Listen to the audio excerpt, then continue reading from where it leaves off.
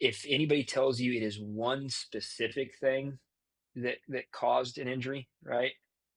They probably aren't taking a big enough step back and looking at it through a broad enough lens. Those are all questions that I like to ask them, not just about their injury history, right? Because the number one correlation to injury is having a previous injury, right? Yep. And so we're asking their injury history, you know, Hmm.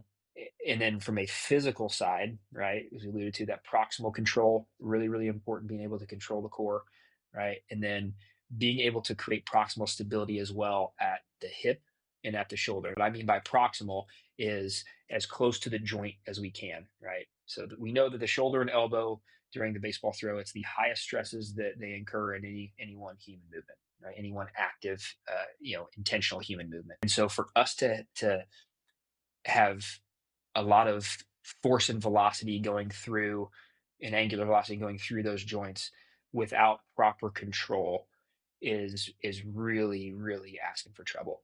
And that's a big piece again of what I think a comprehensive assessment is going to look at. Is it's not only going to look at how much range of motion I have, but ways that we can quantify stability as best we can.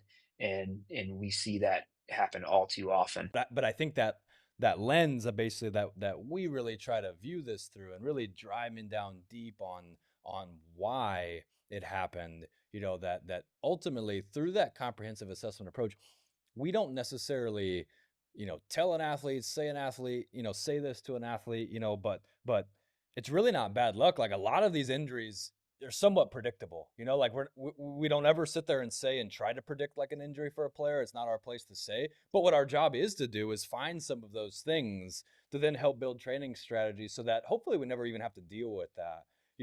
And so this tone, and you'll hear it from all different types of people.